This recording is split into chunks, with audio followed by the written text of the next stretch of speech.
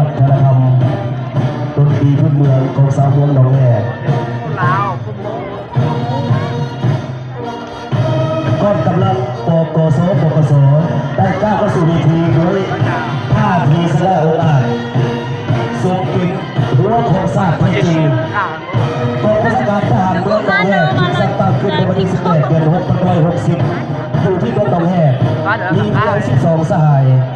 ปักษาโดยสหายนอลือจ้าสหายยาเทงเล่าทอดปี2564มีจำนวนพล120 สหายปักษาโดยสหายเจียหาสหายเสียรีกองประชาการตำรวจเมืองหนองแหกถึงสร้างตั้งขึ้นปี2561พร้อมกับการสร้างตั้งเมืองหนองแหกมีนายพลทหาร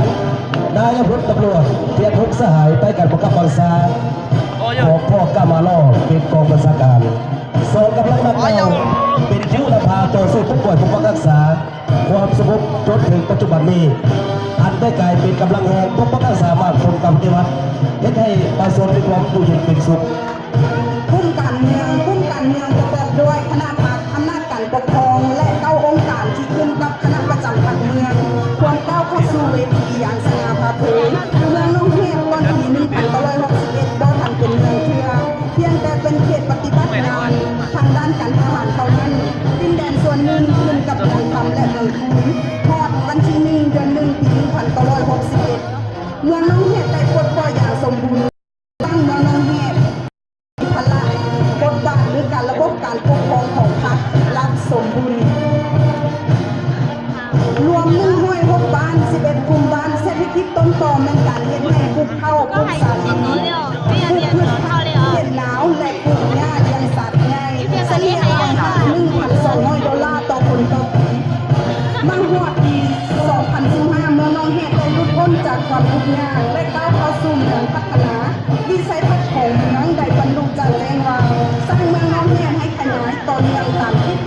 นุ่นนงและการเป็นเมืองการค้าสายแดนปีนี้เป็นปีที่5ของการจัดงานเทศกาลดอกไฟบาน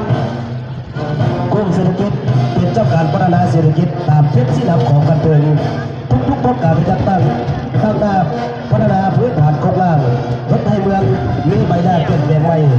ซึ่งเริ่มจากการปลูกการเลี้ยงพิพัฒน์กับการค้าสายแดนสุขนุประชาชน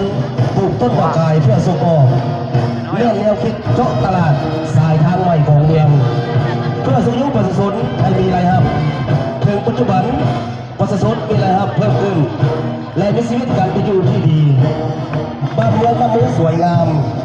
ย้อนมีทิศนำการสร้างเศรษฐกิจกลายเป็นสินค้ามีการบริการนำมือ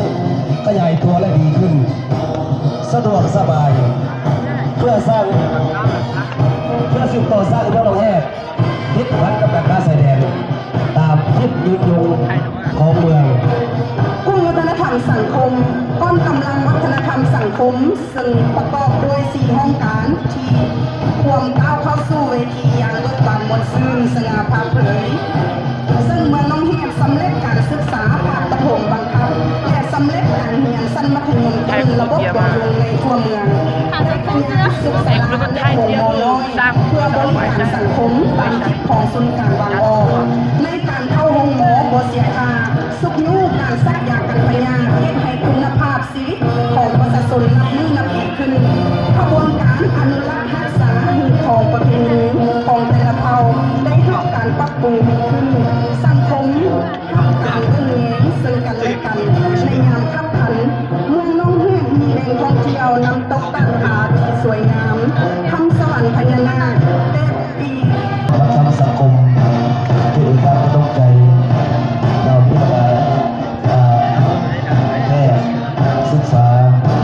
และการทำสังคมขบวนสาวนุ่งเยาวชนเป็นขบวนลูกแรกพวกอยู่ในวัยเรียนแสวงหาความรู้ความก้าวหน้าและว่องไวซึ่งกระดานนาว่าเป็นแขนหัวของพรรคเป็นผู้จงรักภักดีและเป็นผู้สืบทอดภารกิจปฏิบัติทุกคนทุกบ้านล้วนแต่มีกลุ่มจักสาวนุ่มเพื่อเป็นกำลังแรงในการสร้างสาธารณเศรษฐกิจสังคม